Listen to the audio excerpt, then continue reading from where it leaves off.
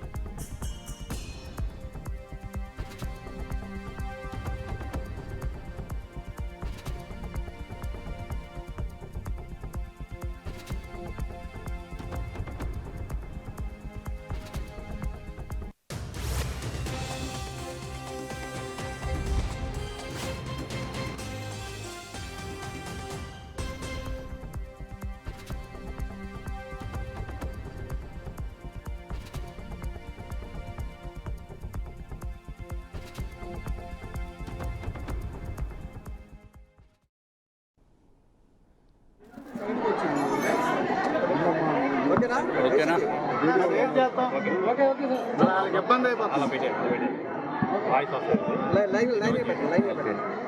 2019 నుంచి 2024 సంవత్సరం వరకు మూత పడిపోయిన క్యాంటీన్ని, అన్నా క్యాంటీన్ని మూయించేసిన వ్యక్తి ఎవరో అందరికీ తెలుసు.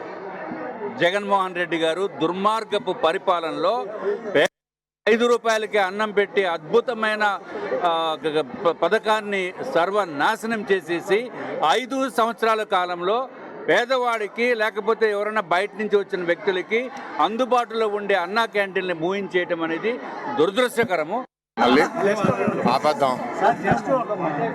అందరికీ నమస్కారం అండి. నిన్న మేము దక్షిణము తూర్పులో ప్రారంభించాము, పొద్దున పశ్చిమ నియోజకవర్గంలో ప్రారంభించాం. ఇవాళ 4వ నియోజకవర్గం మన ఉత్తరంలో కూడా ఇవాళ ప్రారంభించడం. అన్నిసార్లు మాట్లాడుతూ చెప్పింది ఏంటి అంటే, అన్నా క్యాంటీన్ గవర్నమెంట్ మారిన తర్వాత పేరు మార్చుకుని నడుపుకుంటే బాగుండేది, పేరు వాళ్ళకి వచ్చేది, పేదవాళ్ళకి అన్నం ఉండేది. కానీ మాకు పేరు వస్తుందనో లేకపోతే అదొక ఎట్లాంటి అది జలసీయో లేకపోతే ఏమనాలో పదం నాకు అసలు బూతులు మాట్లాడడం రాదు. కానీ వాళ్ళు చేసే పనులు వింటే మాత్రం కొన్ని చాలా ఫ్రస్ట్రేషన్ వస్తాయి. సో ఇవాళ మొదటి 100 రోజుల్లోనే ప్రారంభించడం అనేది చాలా సంతోషంగా ఉంది.